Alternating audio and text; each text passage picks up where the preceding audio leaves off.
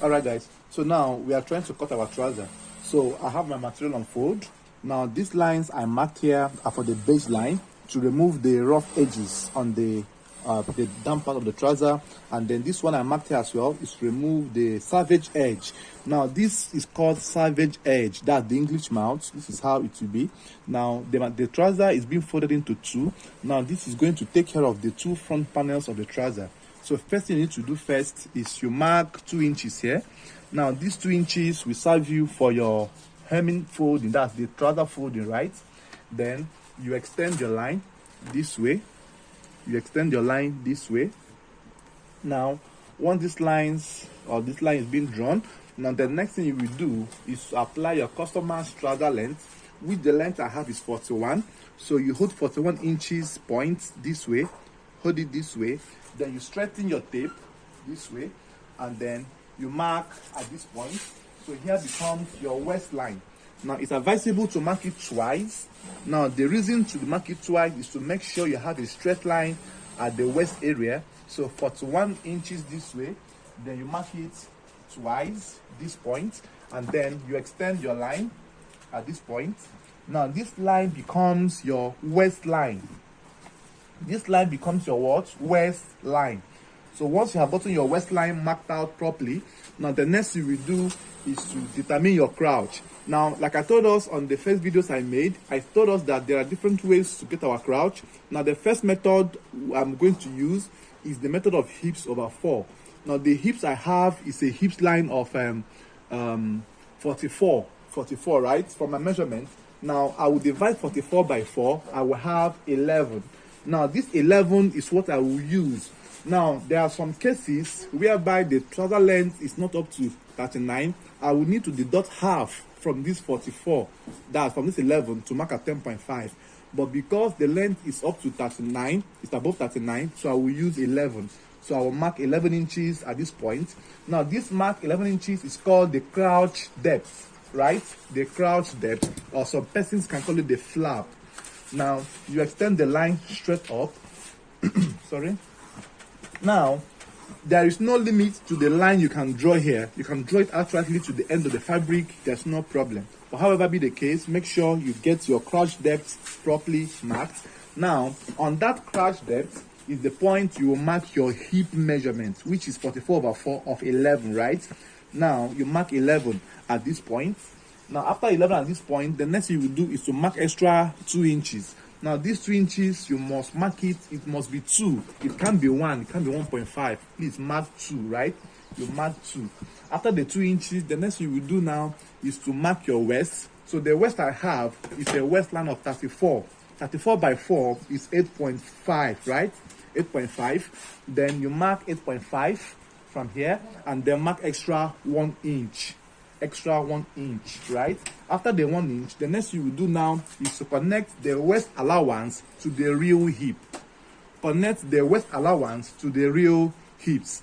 So I have it to be in this form.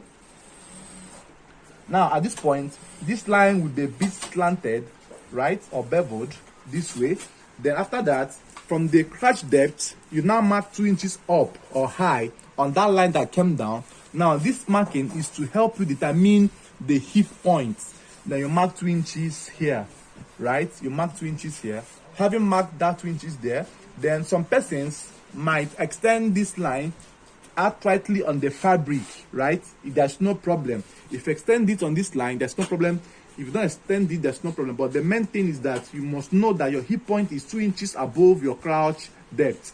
Then having known that, then from this intercept, this angle 90, then you mark you mark half an inch in a diagonal form this way, not this way and not this way. Mark it in a way that is going in a diagonal angle 45 degrees this way. Then mark it in this form, right? And then use your freehand sketch or use your pattern master, make a curve connecting from the 2 inches to the half inch to the 2 inches upwards, right? Then you have a curve that connects in this form, right? This is how the curve should be. Then after that, you mark half an inch down from the waistline. Mark half inch down. Now this half inch is called the trouser slope or slanting. Now, all trousers must be slanted or sloped by certain inch. Now, the maximum inch of slope is 1 inch, but in marking, you use half to slant. Now, you will leave half, you will use to attach the band to the trouser, which makes it to be 1 inch in total. So you mark half now. So this half you're marking is to help you have the slope effect while cutting. Then connect it in this form. It will go uprightly to the tip of the fabric this way. After that, the next you will do is to mark your pocket depth. Now, conventionally, there are what we call conventional rules, which states 7 for pocket, 11 for flap, 21 for knee. So in this case, it was a coincidence that our flap tallied with the conventional rule of 11.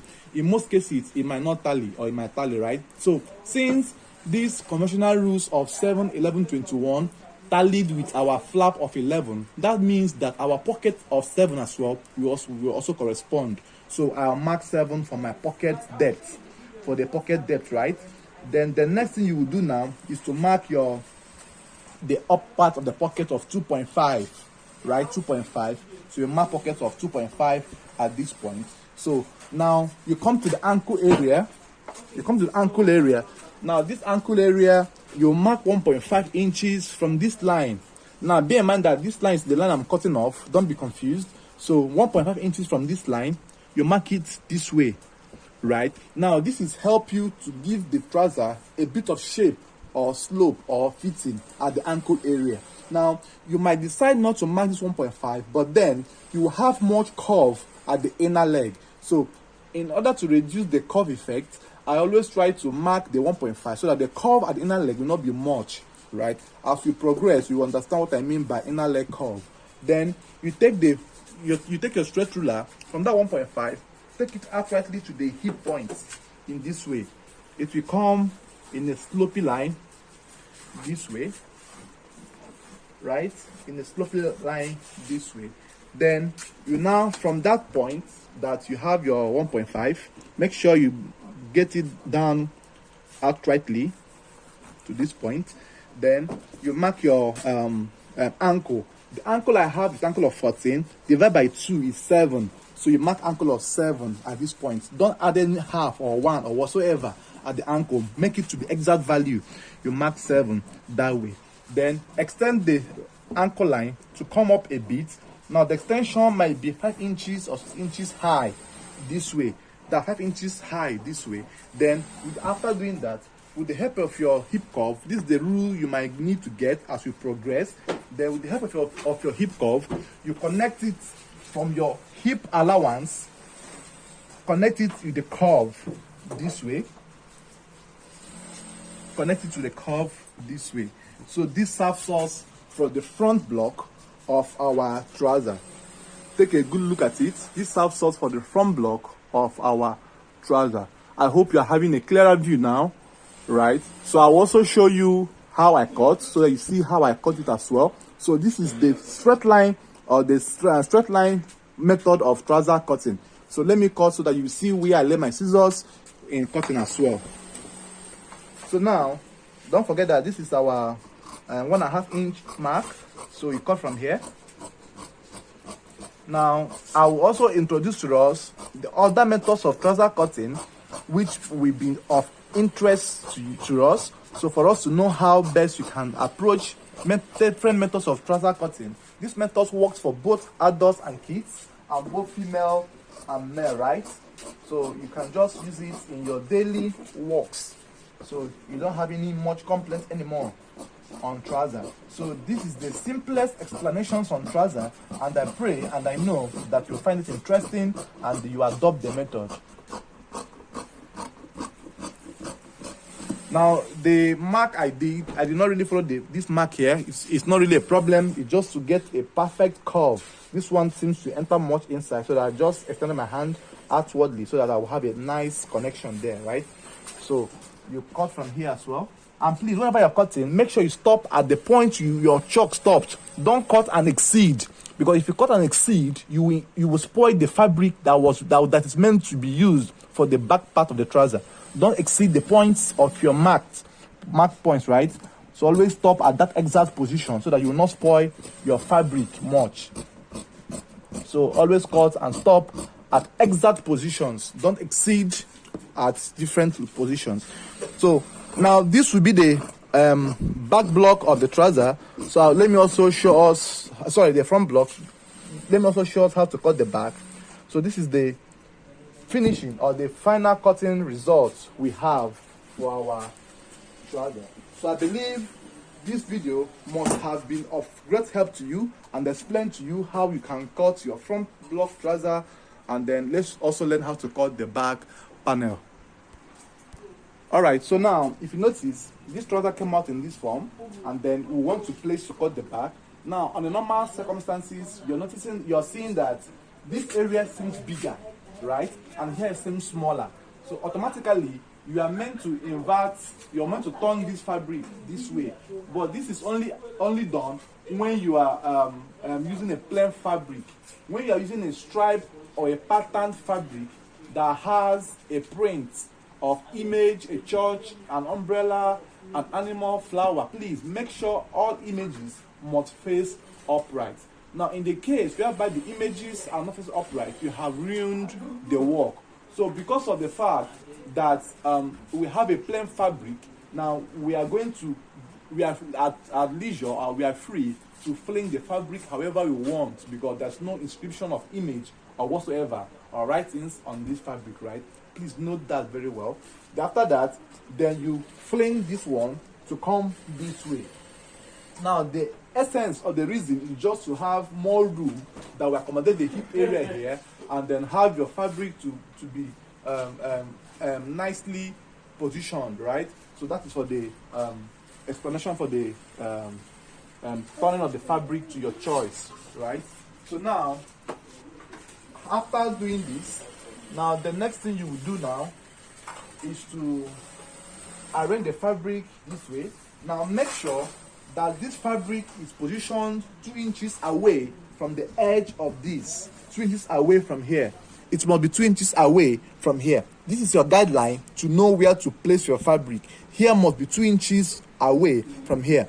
Don't make here to come too close nor too far, right? Make sure that this edge must be 2 inches away. And then next thing you need to note is that at the up area here, now you must have 2 inches higher to accommodate the back raising of your trouser. That the back area should be at least 2 inches lower than this. This one will be 2 inches lower than this, so that you have more room to do this. So having known these two vital points, now the next thing you will do now is to extend this line on your crotch line, extend it to come uprightly on the back body, that's the back part of the trouser.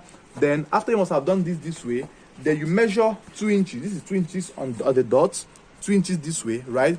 Apply 2 inches all through. From here, the back panel of the trouser must be 2 inches bigger than the front, right? All the allowance is needed to sew the trouser comes from the back, right? So the back must be 2 inches wider than the front piece. So coming to the waist area, now this waist point, you mark 1.5. You can say mark 2 inches if you so wish, but mark 1.5, right? The reason being that even though you mark 2 inches, you still trim the waist allowance before you finish your sewing. So no need to mark 2. So mark 1.5 here, 1.5. Then coming to the crotch point, so your hip point, the one you mark 2 inches higher, on that point, mark 2 inches as well, right? And then you connect the lines with this curve this way. You can make use of your freehand sketch, but please make sure that the lines are well connected, right? Can make use of anything curvy to connect it in this form. And then once you must have connected it in this form, now the next thing you will do is to as well connect this one as well in this way. Connect as well in this way. And then you raise the back panel by 2 inches from here. Raise by 2 inches, and then you connect it in this form as well. So this is for the trouser panel cutting. Now you cut as well from here. Cut it out from this point. Cut it out in this form, and then you are going to be very judicious in cutting. Make sure you don't waste fabric while cutting. That's the sense of taking my time to explain to you how these fabrics can be placed and how best you can achieve a nice cutting. So, and the reason of showing you the cuttings after marking is for you to be sure of what I'm doing and draw more inspiration and strength from what you are seeing, right? So this is going to be one of the best online trainings you can find yourself in. And please, I'll urge us all to make good use of it so that we learn and we also be useful to others by teaching them how to do this. I am not teaching you to learn alone. I'm teaching you so that you will go and teach others, right? This is how it should be. So you cut from here as well. Cut from here as well. Cut from here as well. Cut from here as well.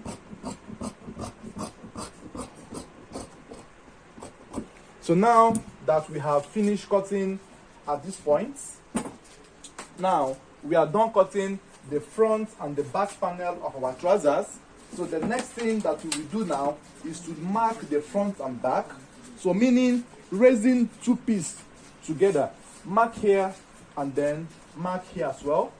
Mark here, raise here. So don't forget that this is two, right? So raise the two together and then mark here. Now the reason for the marking is to differentiate the front and the back.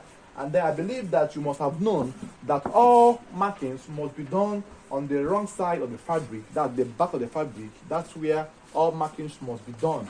I should have said this before we start marking, but there's still no problem. If you can still get it now, there's still no problem. Then having cut out some components, now if you notice, we are seeing, or you are going to have some shapes coming out in a uniform manner. Now these shapes are very important as well. Now they're being unique in their own part as well. So now these shapes that are coming out, the shapes are unique, and I will explain to you the uses or the way it will be of use to you. So now you have this one, cut it out from here, right? And then this is the bigger one, is the pocket facing, right? I will explain to you when we progress. It's the pocket facing. Now the standard measurement for the pocket facing will be you make sure that here goes in a straight line, and then you cut out this point in this way. Then the measurement must be at least 3.5, right? 3.5 to 4 inches. Now it must be bigger than whatever inches you use to notch the up pocket. So this is how it should be. Then once you are done with this one, you measure. So this is 3.5 exact, right? This is 3.5 exact. 3.5 exact, right? So the length will be above your pocket depth notching, but not more than your pocket seam. So this is 3.5 by 12, which is also okay for us. So you keep it aside. Now these other panels, now don't forget that we are cutting two trousers. That's why you are seeing two different fabrics. This is for illustration purposes. Please, if you know you are not yet strong in cutting, don't place two materials together to cut. We have a customer that owns these two trousers. That's why I'm using it to illustrate to us. So this one is for the flap or the zip fly. Now the measurement will be at least 2.5 minimum or maximum rather. 2.5 maximum to 2.5 here should be very much ideal. So the length will be less than your crotch depth but above 7 inches. So here now I have it to be 2.7. That is still okay. So 2.7 is still okay. Let me reduce a bit. So I have it to be 2.5 now. So having known this, then you will notice that you are having a progress in our learning processes. So you have your facing and your flap here. So keep it aside. So the next component we are cutting is the Welt pocket placket. Now all these components are what I listed on the first video I did on the board. So I believe these components should not be strange or new to you. So having cut out that, so the next thing you will do now is to cut your band, right, and your Welt pocket. So let me check, always check your pieces where you cut out your, you can cut out these small components from, so that you will not spoil your fabric. So the wet pocket measurement standard is 3 by 8 and 3 by 7. So 7 inches length and then 3 inches width. So I have it to be 3 by 7 in a conventional rule. So you cut it in this form, and there are 4 pairs. That's 2 pair for each welt pocket. That meaning 4, right? So you cut it in this form, and then you slit from here. You slit from here. Then after you must have slitted, the next thing you will do now is to duplicate it again, because I told you that there are 4. There's 4 for 2 for each pocket, 2 for each pocket. That's making it to be 4, right? So this is how it should be. Then after you must have done this now, so the next you will do is to cut it out as I have explained initially, and then you make sure they are of the same size. It must be of the same size. Please, there's need to have consistency in cutting. Don't cut one and cut 2 next one. So they also chalk the front and back as usual. So chalk in 2s, right? Raise 2s up if you have it to be 4. So chalk in 2s. That's in pair. Then same thing apply to the flap. Also chalk in pair. Also chalk in pair, right? So also chalk in pair. So this is how it should be. Then after this, the next you will do now is your belt loop. Don't forget that we have not cut the band yet. So the belt loop. So the belt loop is the belt holder. So which I think I listed on the board as well. So the belt loop measurement is 1.5 inches by the length of 24. 1.5 by 24. That is the measurement for the belt loop. So you make sure you have a straight line here, and then you mark a baseline. This baseline must be straight enough. All markings must have a perfect start, which is a straight baseline. So you mark it to come in this form, and then after you must have marked it to be in this form, you mark 1.5 inches in this way. 1.5, 1.5, 1.5 as well, and then you connect as well. Now there are 6 belt loops in a trouser or on a trouser. Now each belt loop is 4 inches. So 6 times 4 is 24. So meaning that the length of the belt loop will be 24. So you mark 24, right? So you see how we are solving our calculations, our problems in a calculative manner.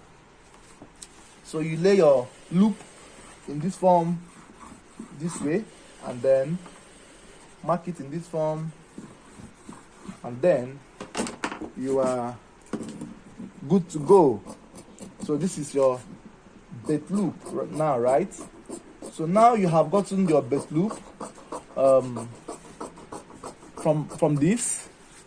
Then we now go to the next component, which is the band. So I believe you are jotting down these measurements, this parameter, because you might not be seeing them often again. You might be seeing only the answers without the measurements. So we are done with the belt loop. So the next we are going to cut now is the band. Now on trouser cutting, there are 3 types of band. A band that you can use band Ankara trouser, chinos, and an English trouser. So for this English trouser, they have what they call additional waistband that you buy in the market. So I think we see it when we are sewing. Give me that band there, that band. So now you place it this way, and then we try our best to make sure it's properly laid. So this is the band of our English trouser, right? So this will be inserted inside the waist part of the trouser, that's the band area. So in English trousers, there's provision or there's room, you must put this. On Ankara, you don't put this. On chinos trousers, you don't put this. It's only on plain materials, English trousers, that you must put this band, right? And this can only be used for adults. Please don't use it for kids, right? So for adults. So now, for any band that will have this band again, the measurement is what I'm trying to explain to us. So you must make sure you have a baseline here. Now this baseline, we make sure that the band is straight enough. please don't cut without having a straight baseline. So having marked out this, then you measure from here. You have 2.5 inches in this form, 2.5. So you mark again, you have 2.5 as well. So this 2.5 is the cutting of your band of the trouser. Then the length will be your customer's measurement. That's your customer's waist measurement divided by 2 plus extra 7. Bear in mind that this fabric is on fold, so I always want to have a jointed band at the back, so it must be on fold. So this is how your measurements will be. So you take your time to cut it out in this form, and then this will be the complete video on trouser. So I think I still need to make a video on top and explain to us furthermore. But then this is for the trouser section, and then I believe you must have enjoyed this. And then please make sure you watch it often before you start cutting your trouser. Kindly follow me on YouTube, subscribe to my YouTube channel at Mr. Redefined Clothing, and then follow me on Instagram at Redefined Clothing as well. So thank you guys for watching, and hope to see you in the next video of garment section.